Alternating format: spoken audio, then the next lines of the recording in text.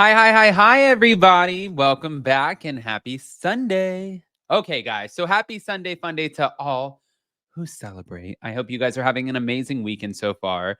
It's been a fun weekend. Like coming off of last weekend, obviously nothing can top the incredible birthday and everything that Jason and all of our friends put together. I thought that that was so amazing and sweet. And to be honest with you, I know this sounds kind of lame, but I never really had like a real birthday. So this was really, really cool. The last time I had a real birthday, I think I had Hawaiian skirts on and we had a hula hooping contest. And I think I was like 6 years old. But we're not back to talk about me and my birthday. No. We're back to talk about Randall and Lala. Also, a little bit of New Jersey and some Salt Lake City sprinkled in there too. So there is a lot to go over. But before we do, go ahead, pop off in the comment section. If you guys are not subscribed, get subscribed. Don't forget to hit that notification bell. And let's jump right in to this. My God, do you think she just like cringes when she sees this photo? She has to.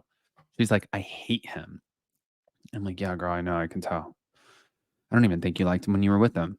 But Lala Kent opened up about her co-parenting relationship with Randall Emmett while appearing on a podcast on Friday.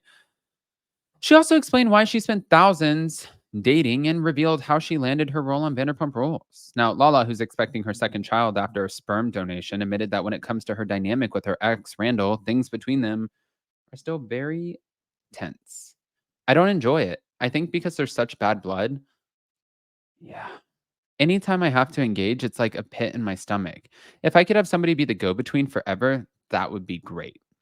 Now, because Ocean is participating more in school and dance, there are times that Lala has to interact with Randall. When Ocean's around, I put on a smile. We don't sit next to each other or anything like that, but I don't ignore that person. But when she is not in the mix and we have to go to parenty time things, don't look in my direction. I don't know you. You don't know me. It's such a mind fuck that you can sit there and have such a wonderful, beautiful, like all of these memories with someone. And then something can happen and the mask kind of falls and you're like, oh wow, there's like a lot of stuff that you did that I'm not cool with. And I actually kind of hate you and never want to see you again. Yeah. I mean, and that's fair. I mean, he did her dirty as hell. But everybody too, I do want to say this. Like everybody said, well, Lala, what did you expect? You were the other woman and you saw like you had this coming and this is karma. I mean, it's one way to look at it.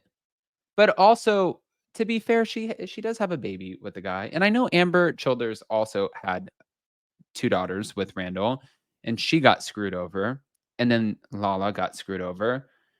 And people think like, okay, well, yeah, you did this to her and you got it back and now they're friends. So obviously what that tells me is if Amber and Lala have the ability to become friends, there was a common denominator here. Did she like all of the flashy things and like, oh, I'm with this big Hollywood producer who really wasn't big at the time. He had no fucking credits. I mean, he had credits, but nobody really knew what the credits were until The Irishman, which ended up being a great movie, but long as fuck. Um, Back to it. Anyways, I'm like going off on a tangent. Due to her messy split from Randall in 2021, after which she accused him of cheating, Lala said that dating has become extremely hard. I do a background check on everyone I date now, like full worldwide background check, and I'm still single. So not many have like passed the background check. But after revealing that she spends a couple of thousands of bucks on background checks, Lala revealed that the wildest thing that she ever learned about a potential partner, well, was this. There was this guy who I was super into, and he claimed that he owned his home and when the background check came back, there were no homes to be owned ever at all. And I'm like, that's so not a big deal, but it does show that you lie. And I was like, I don't care if you rent or own. You randomly brought it up and you're lying about it. But as Lala remains single as she awaits the September birth of her second child, she said that her bar is getting lower and lower. At this point, you just need a valid driver's license and car insurance. If you have both of those things, you know what? You're really killing it. And if they don't have a job, I have one of those, so it's all good. But when asked if she was okay being a sugar mama, Lala said she would be, as long as the person was upfront about it.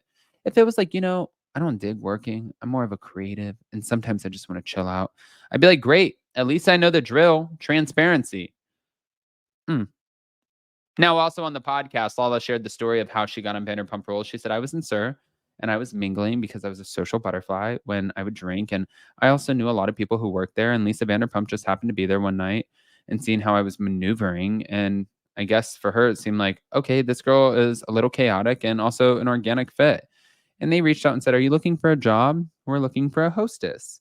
And with that hostessing job came, "Are you okay with us filming you?" And now here I am. Yeah, guys, I was there for this. Legit a part of this. I was a part of her story in a weird, fucked up way. Because I'm the one who had to train her ass, and then she ended up fucking me over on a shift because she actually did. She then said that after worrying about joining the series, it would ruin her acting career. Her acting coach reminded her, "Honey, you don't have a career. You come to an acting class. When's the last time you booked anything?" And she's like, "Go, do it." And I was like, "Oh, okay. I'm going to do it." No, that makes sense. And also, how embarrassing would that be? Honey, you don't have an acting career. Now moving on over to the Real Housewives of New Jersey. Apparently new details on Jersey's non-traditional season 14 reunion came out, and we'll get to see what it looks like as they're set to film next week. A source revealed to Us Weekly that the Real Housewives of New Jersey season 14 reunion special will be filmed at the same location as the finale episode, which we talked about this a little bit, Rail Steakhouse in Tawako, New Jersey. But per the insider, it will be a non-traditional reunion where the plan is everyone is not in the same room. However, the cast will watch the finale and provide commentary, and the New Jersey cast will watch the final episode and yeah, just give their thoughts to the fans. But feuding sister-in-laws Teresa Giudice and Melissa Gorga will not be in the same room, and according to sources, either will feuding co-stars Jennifer Aiden and Danielle Cabral. Bravo's plan is to have Melissa, Margaret Josephs, Rachel Fuda, and Danielle in one of the rooms, while Teresa, Jennifer, Jackie Goldschneider will be in another room. Dolores and Jen Fessler will most likely float in between the rooms. And the source says, and you never know what else can happen.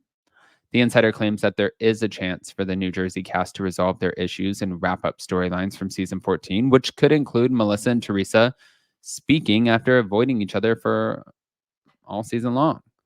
The season 14 reunion will be a one-part special, but will not feature Andy Cohen as a guest. However, the source notes that could change. Okay.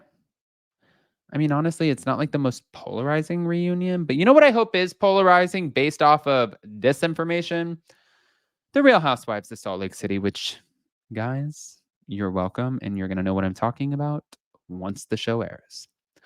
Meredith Marks teases that season 5 of The Real Housewives of Salt Lake City will be amazing television for Bravo fans. Well, I can't say much because that's what made last season so fabulous, is that we didn't tell anything. I can tell you that I think it's our best season ever. And so do our producers and whole team. It's going to be amazing. I can't wait for it.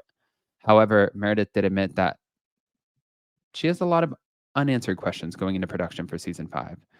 There was a lot of issues at the reunion that I felt like were a lot bigger than some of the things that I needed to tackle, and there's only so much time in a day.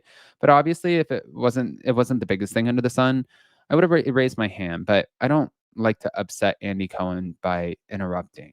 Now, season 5 will star Lisa Barlow, Heather Gay, Whitney Rose, Meredith Marks, Angie Katzenevas, and they'll be joined by a few newbies, Brittany Bateman, Maylee Workman, and Bronwyn Newport. Mary Cosby will also be returning, but we still don't know if she's a friend of or if she's full-time, but she will be there, and I think it's going to be a good one. And you're going to get to figure out why soon enough. Guys, pop off in the comment section. If you're not subscribed, get subscribed. Don't forget to hit that notification bell, and we'll see you next time. Love you guys. Bye.